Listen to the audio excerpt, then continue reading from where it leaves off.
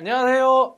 JTBC 뉴스원룸 진행을 맡은 고승혁 기자입니다. 저희가 지금까지 여러분들 원룸에 살면서 좀 어떤 좀 고충, 어려움 겪었는지 이런 부분에 대해서 같이 얘기하고 있었거든요. 새로 들어오신 분들 안녕하세요. 새로 들어오신 분들도 안녕하시고, 오늘은 저희가 원룸에 사시는 분들, 그러니까 저 같은 이제 원룸 세대들을 위해서 두 가지를 준비했어요. 첫 번째는 엄마가 이런 집에 살지 말랬어. 그리고 두 번째는 그래도 이런 거는 한번 우리가 챙겨보자 라고 하는 건데, 첫 번째 주제는 여러분들도 궁금하실 거예요. 뭐냐면 우리가 집 같은 거 보러 부동산 돌아다니거나 하면 진짜 상태 안 좋은 집들 많잖아요. 너무 좁기도 하고 시설이 너무 불량하기도 하고 뭐 창문이 없다든가. 그래서 이런 집은 도대체 어떻게 허용됐을까? 이런 집이 어떻게 존재할 수 있었을까? 그거를 한번 저희가 알아봤습니다.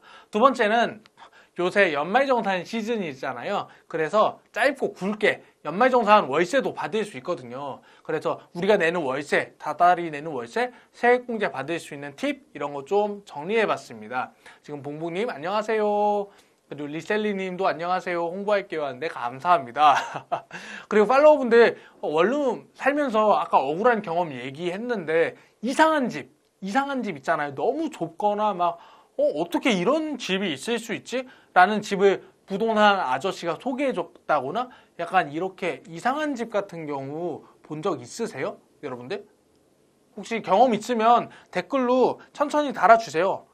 저희는 좀 준비한 게 있는데 진짜 말도 안 되게 이상한 집들 커뮤니티에 보면 정말 많이 나오잖아요. 그래서 인터넷 커뮤니티 보면서 정말 막 어떻게 이런 집이 있을 수 있지 싶은 집들을 한번 좀 모아서 저희가 한번 정리를 해봤어요. 사진 한번 띄워볼게요.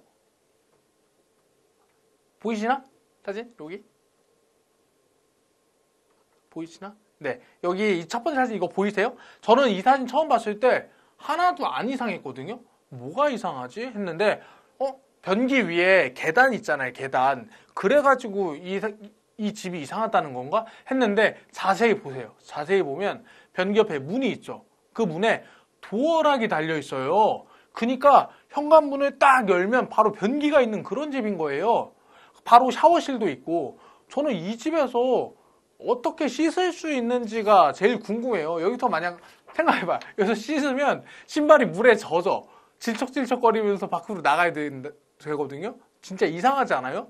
그래서 이 집이 나온 그 인터넷 커뮤니티 게시물 제목이 진짜 뉴스에서 말하기 민망한 제목이에요. 민망한 이름인데 그래도 제가 한번 순화해가지고 말씀드리면 이 집의 제목이 뭐냐면 일 보면서 택배 받을 수 있는 집 이렇게 되어 있습니다. 와 진짜 이상하지 않아요? 저는 이런 집에 못 살 것 같은데. 김지성이 헐, 리셀리님 헐, 저도 헐. 진짜 이상하죠? 완전 이상해 완전. 그리고 두 번째 사진 한번 보여드릴게요. 두 번째 사진 지금 나오고 있나? 두 번째 사진을 딱 보시면 알겠지만 와 사건 현장같이 생기지 않았어요? 저는 이거 좀 처음 보곤 되게 소름 돋았거든요. 아니 어떻게 뭐 이런 집이 있지? 그 자취방을 글 쓰신 분이 새로 구해가지고 갔더니 이런 집을 소개해 주더래요. 그래가지고 보면 아래 막 사람이 누워 있었던 것 같은 자국이 막 있으니까 이 자취방 구하는 사람이 이상해가지고 집주인한테 이거 뭐예요? 이거 뭐예요? 이렇게 물어봤더니 집주인이 그냥 물자국이라는 거예요. 와 진짜 네 저는 잘 모르겠습니다. 진실은 저 너머에. 근데 중요한 거는 이게 미관상 보기 안 좋다 뭐 이런 차원을 넘어서 뭐 곰팡이든 뭐든 이런 게 있으면 사실 그 위생상 좋지 않은 거잖아요. 이런 것들은 집주인이 세입자가 들어오기 전에 미리 정리하고 챙겨줬어야 되는데 그런 게 안 됐다는 점이 참 그렇더라고요. 지금 마리온씨님 무서워, 지니님 사람 하는데 내 고향 서울님 뜨어. 진짜 경악스럽지 않아요? 저도 진짜 이상하다고 생각을 했어. 그리고 마지막 사진 띄워드릴 텐데 마지막 사진은 이건 좀 유명했어요. 이것저것 커뮤니티에 많이 나왔는데 이거는 어떤 사진이냐면 집 구하는 어플에 부동산이 올린 사진이거든요. 언뜻 보면 그냥 집도 깔끔하고 그냥 보통 원룸같이 생겼어요. 근데 자세히 한번 보세요. 자세히 보면 냉장고 냉장고 한번 보세요. 냉장고 폭이 저렇게 깊은 게 있을 수가 없어요. 엄청 길죠. 아마 보니까 좁은 집을 진짜 넓게 뻥튀기 하려고 포토샵으로 조작을 한 것 같아요. 그래서 이렇게 집이 이렇게 쭉 길어졌다니까요. 진짜 커뮤니티에서는 이 냉장고를 보고 뭐라 그러냐면 코끼리도 들어가겠다고 이러고 있습니다. 이렇게 조롱하는 글들이 막 올라오고 있는 상황이에요. 주방이 없는 집이 아니라 지금 에어컨이 왜 저기 있지? 포인트보다는 집을 늘린 게 지금 포인트인 거죠. 세상에는 이렇게 진짜 상식 밖의 이상한 집들이 엄청 많아요. 근데 우리가 집 알아보고 나면 진짜 이런저런 집 보면서 진짜 억울한 일 많잖아요. 예, 지금 보면 이민기님 안녕하세요. 이민기님이 유튜브 댓글로 원룸이라고 갔는데 고시원이었고 사진이랑 완전 딴판, 먼지 쌓이고 다 녹슨 집이었어요.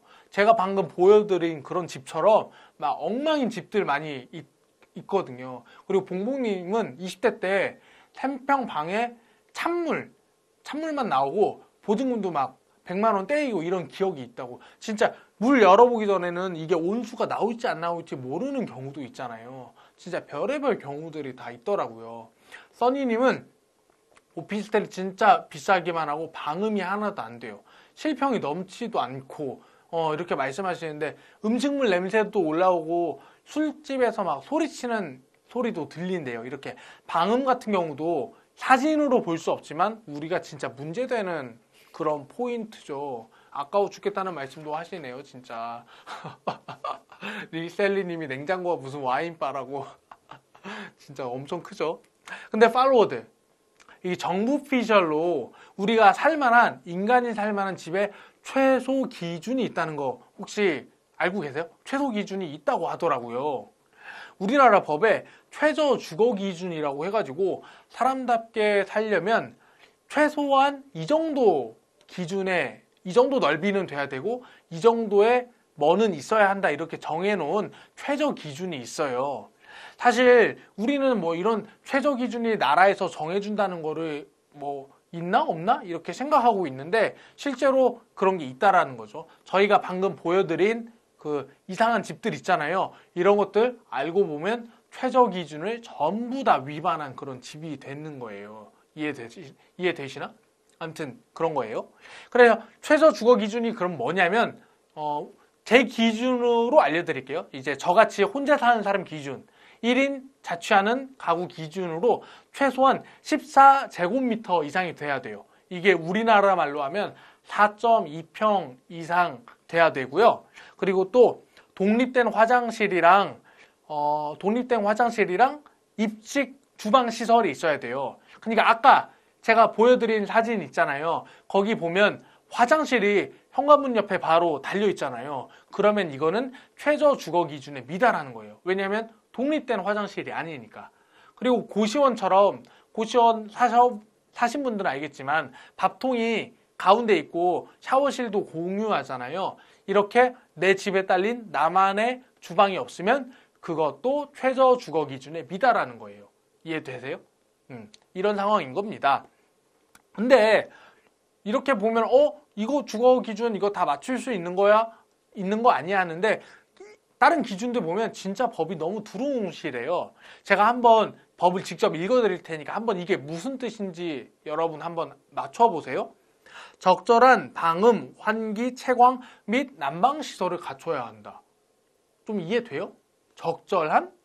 적절하다? 아니 이게 주어도 없고 기준도 없어요. 도대체 누구한테 적절하다는 거지? 이게 내가 아니라 집주인한테 적절한 거면 엄청 싸게 엉망으로 만들어도 적절할 수 있는 거잖아요. 그리고 뭐 기준이 없으니까 채광시설이라고 나왔는데 적절한 채광시설? 그러면 햇빛이 들어와야 되니까 반드시 창문이 있어야 된다는 건지 아니면 창문이 손바닥 한 뼘만 해도 되는지 아니면 창문이 이렇게 커야 되는지 이런 구체적인 기준들이 없으니까 이거를 보면 최저 주거 기준이 뭐지? 하는 생각이 든다니까요. 그리고 무엇보다 가장 큰 문제가 뭐냐면 최저 주거 기준 이거 어겨도 처벌 조항이 없어요. 그러니까 벌을 받지 않는 상황이 되는 거예요. 지금 보면 술잔을 들고 달에게 묻다님께서 6평 그리고 10평 컨테이너 기준으로 해야지 4.6평이 뭐야? 누가 만든 거야? 맞습니다. 지금 4.6평도 4.2평도 너무 좁아 보이죠. 그러니까 이게 내 고향 서울님도 구체적으로 달아야 한다 이런 말씀 해주시고 계시고, 화랑18세님 안녕하세요. 화랑18세님이 있으면 뭐예요? 단속이나 처벌이 없는데, 그 말씀 중요합니다. 지금 단속이나 처벌이 없는 상황이어서 아니 최저주거 기준이 있으면 뭐하지? 이런 생각이 들고 있거든요. 여러분 혹시 무한도전에서 2년 전쯤에 국회의원들 막 나와가지고 시민들한테 민원사항 들어서 이러이러한 게 어려워? 그러면 우리 국회의원들이 법으로 만들어서 해결해 줄게 이런 특집 한 거 있는데 혹시 기억나세요? 그 무한도전 국민의원 특집이라고 해서 그때 막 박주민 의원 막 나오고 해서 유명했었던 건데, 그때 청년들이 나와서 뭐라 그랬냐면 좀 제대로 된 집에 살만한 집에 살고 싶다 이런 얘기를 했어요. 그때 어떤 얘기가 나왔는지 한번 보여드릴게요. 지금 보이세요? 여기 사진 보시면 김연아 의원, 이 자유한국당에 속해 있는 김연아 의원이 나와가지고 평수로 따지면 교도소에 있는 독방에 1.8평인데 청년들이 사는 고시원이 1.1평밖에 안 된다더라 설명해가지고 다들 충격받고 그랬거든요. 그래가지고 그때 뭐라 그랬냐면 감옥보다 못한 청년의 방이다 이런 식으로 얘기가 나왔어요. 이거 너무너무 슬픈데 진짜 공감되는 얘기예요. 지금 교도소 방 사진을 한번 보여드릴게요. 이 감옥보다 못한 청년의 방이 이게 비유가 아니에요. 실제로 완전 진짜 감옥이 더 좋아요. 지금 이게 서울 남부교도소의 3, 4인용 방이거든요. 이게 3.6평인데 와, 고시원 살아보신 분들은 알겠지만 여기 창문 보이죠? 창문 하나가 얼마나 귀해요. 근데 그 교도소는 이렇게 창문도 크고 그리고 보면 주방도 조그만하지만 이렇게 딸려 있고 웬만한 시설이 다 돼 있다니까요. 진짜 감옥이 더 나아요. 실제로 이런 상황인 거예요. 지금 이렇게 이런 상황인 거예요. 지금 술잔을 들고 달에게 묻다님은 고시원은 주택이 아니잖아요. 도서실이라고요. 맞죠? 그래서 이것도 실제로 비주택으로 분류되어 있는 경우가 있고요. 그 써니님, 그럼 난 부적절한 공간에 70만 원씩 주고 사는 것인가? 그렇죠. 지금 그러니까 14제곱미터, 그러니까 4.2평이 되지 않고 주방과 화장실이 따로 있지 않다면 사실 그거는 나라에서 정한 최저 주거 기준에 못 미치는 그런 상황으로 볼 수 있는 거죠. 네, 봉봉님 빛도 좋고 살만하군요. 그러니까요. 감옥은 빛이 이렇게 잘 들어요. 채광이 이렇게 잘 됩니다. 감옥이. 드리미즈 님도 교도소가 더 좋아 보이네요. 제가 딱 봐도 더 좋아 보이는 상황인 거예요. 내 고향 서울 님도 교도소보다 못한 환경이라니 그런 상황이거든요. 그래서 무한도전에 나온 이 감옥보다 못한 청년들의 방, 이것 때문에 막 이슈가 되고 청년들이 괜찮은 집에 살고 싶다 이렇게 얘기하니까 당시 자유한국당 김연아 의원이 그러면 여러분들을 위해서 청년주거지원법을 만들겠습니다 라고 이야기를 했어요. 그래서 실제로 국회에 청년주거지원법을 발의를 한 게 기사로도 나오기도 했어요. 근데 2년이 지났는데 아직까지도 어떻게 되고 있는 거지? 깜깜무소식이라서 제가 김연아 의원한테 직접 전화를 해봤어요. 왜냐면 이 청년주거지원법 안에 청년들이 최저 주거 기준에 맞춰서 살 수 있게 하자 이런 얘기도 들어있거든요. 그래서 이게 어떻게 됐는지 한번 직접 물어봤습니다. 들어보세요. 개정법이라 공청회도 했는데 일단 여당이 별로 적극적이지 않고 우리 당도 적극적이지 않고 정부나 이런 것들 강한 의지가 있어야 돼요. 왜냐하면 최소 주거 기준을 만들었는데 그건 권장 사항이거든요. 그러니까 그걸 지키지 않았을 때 처벌 조항은 없어요. 그렇습니다. 지금 들으셨으면 알겠지만 그 청년들 최저 주거 기준에 좀 맞춰 살게 하자 그런 법이 민주당도 신경 쓰지 않고 자유한국당도 신경 쓰지 않고 그렇게 돼가지고 지금 다 유야무야된 상황인 거예요. 최저 주거 기준 이거 어기면 안 된다 이런 처벌 조항을 만들어야 되는데 그런 부분도 지금 얘기가 되지 않고 지금 온데간데 없이 그냥 이렇게 돼버린 상황인 거예요. 지금 잘 안 들리신다는 분이 있는데 제가 통화 녹음을 했는데 이게 원활히 되지 않아서 음량이 되게 작았는데 어떤 말씀을 했냐면 김연아 의원이 지금 최저주거 청년들이 맞춰 살게 하는 법을 냈는데 우리 당도, 그러니까 자유한국당도 민주당도 적극적이지 않고 처벌 조항이 아직까지 없다. 뭐 이런 말씀을 했어요. 예, 지금 이해가 되시나요? 그러니까 최저주거 기준이라는 기준은 있는데 처벌 조항이 없으니까 어떤 집주인도 최저주거 기준에 맞춰서 집을 임대하거나 분양하거나 이런 식으로 법을 지키고 있지 않다라는 거죠. 되게 아쉬운 상황입니다. 그러니까 사실 청년들 괜찮은 집에 살게 해달라 이렇게 막 실검에도 올라가고 막 이슈가 돼야 국회의원들도 그러면 우리가 최저주거 기준을 반드시 지킬 수 있게 하겠습니다. 이렇게 이슈가 되고 국회의원들도 막 뛰어들게 되는데 사실 그렇게 되고 있지 않은 상황이거든요. 지금 리셀리님, JTBC가 왜 이런 방송을 하지 물어보셨는데, JS리님이 물어보셨는데, 간단히 설명을 드리면, 저희는 JTBC 첫 유튜브 라이브 뉴스 방송 뉴스원룸이고, 저는 진행을 맡은 고승혁 기자입니다. 저희는 약간 20대, 30대 원룸 사는 세대들이 봤을 때 어떤 뉴스가 궁금하지? 그런 거 직접 찾아가지고 여러분들이랑 이렇게 얘기하면서 직접 취재를 하는 그런 컨셉으로 하고 있습니다. 우리 진희님이 기자님이라고 물어보시는데 님은 아니지만 기자는 맞습니다. 네, 기자예요. 네. 아무튼 지금 이렇게 좀 댓글을 보고 있는데 좀 아쉬워하는 목소리들이 엄청 많으세요. 내 고향 서울님도 처벌 조항이 없다는 말은 지키는 사람만 바보라는 소리네요. 그렇죠. 최저 주거 기준을 지키는 집주인들이 그래서 없는 거고 그래서 지키는 사람이 바보가 되는 거죠. 제가 그래서 엊그제 실제로 다방에서 집을 검색해봤어요. 4.2평 이하인 집이 있나 검색해봤는데 와, JTBC가 마포구에 있거든요. 마포구에 엄청 많아요. 그러니까 최저 주거 기준이 안 되는 집들이 공공연하게 유통이 되고 있는 상황인 거죠.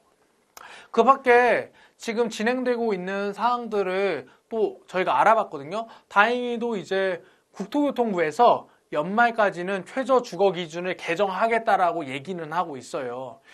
제가 처음에 얘기했던 거 혹시 기억하세요? 최저 주거 기준이 너무 두루뭉술하다고? 뭐 적절한 채광? 적절한 환기? 도대체 적절하니 뭘 어떻게 하라는 거지? 이런 생각 드시잖아요. 근데 국토교통부에서 그런 부분들을 구체적으로 만들어가지고 좀 지킬 수 있는 기준을 만들어주겠다. 이런 걸 진행하고 있기도 하고요. 또 뭘 하냐면 요새 쉐어하우스가 이제 젊은 사람들에서 인기잖아요. 또 집값이 비싸고 하니까 공유주택에 사시는 분들도 많은데 정부에서 그래서 쉐어하우스에도 어울리는 최저주거 기준을 만들겠다 해서 올해 말 개정하는 걸 목표로 지금 연구를 진행하고 있어요. 그래서 정부가 하는 개정 방안 중에는 우리한테 좀 좋은 것도 있어요. 뭐가 있냐면 층간소음이랑 일조량 있잖아요. 이런 것도 앞으로는 최저주거 기준에 넣겠다는 거예요. 알겠지만 오피스텔이나 빌라들 보면 따닥따닥 붙여지는 경우 있잖아요. 그러면 문 열면 바로 앞집이 보이거든요. 그러니까 햇빛이 안 들어오는 거예요. 이런 경우도 앞으로는 최저주거 기준에 맞지 않게 하겠다라고 이렇게 얘기를 하고 있습니다. 근데 진희님께서도 이런 걱정하시네요. 근데 그 기준을 지키면 집값이 엄청 뛰는 게 아닐까요? 근데 그렇지가 않을 수도 있어요. 왜 그러냐면 모두가 그 기준을 지키면 그 최저주거 기준을 딱 맞춘 집이 최저가가 되는 거거든요. 근데 지금 아무도 지키고 있지 않으니까 더 싼 값에 더 싼 집을 짓고 있는 상황인 거죠. 이해되시나요? 그리고 봉봉님 4.2평도 작은데 최소한 10평은 돼야 하지 않은가요?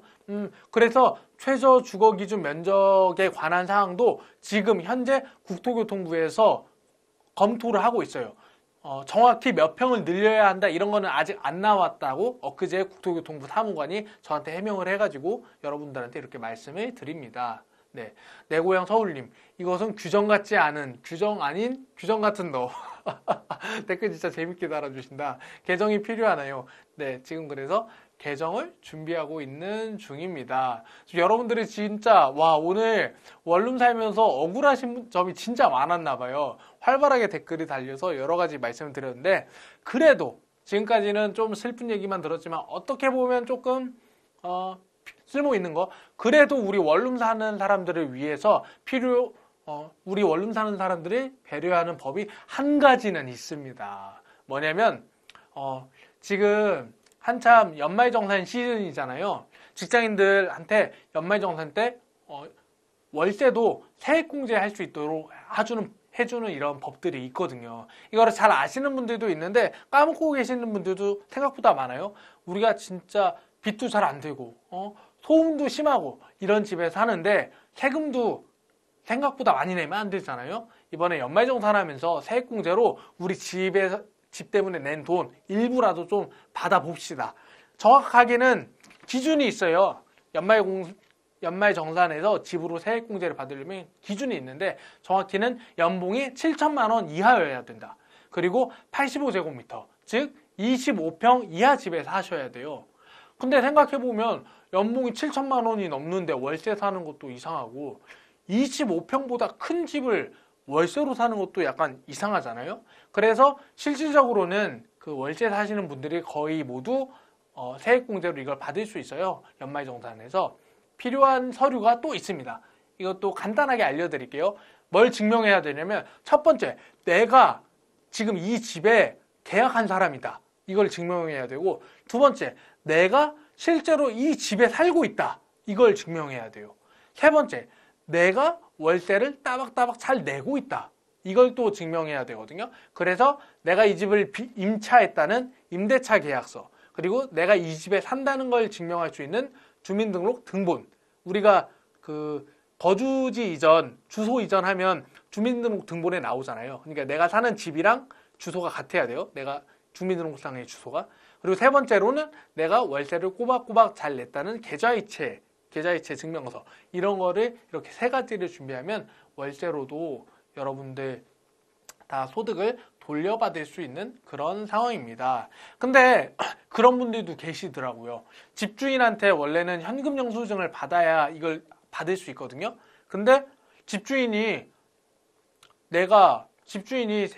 입장에서는 세입자가 연말정산에서 받으면 집주인의 월세, 그러니까 소득이 다 공개되는 거잖아요. 그러니까 집주인이 세금을 많이 내게 되니까 집주인이 연말정산 받지 마 이렇게 해서 세입자가 연말정산을 못 받는 경우가 굉장히 많아요.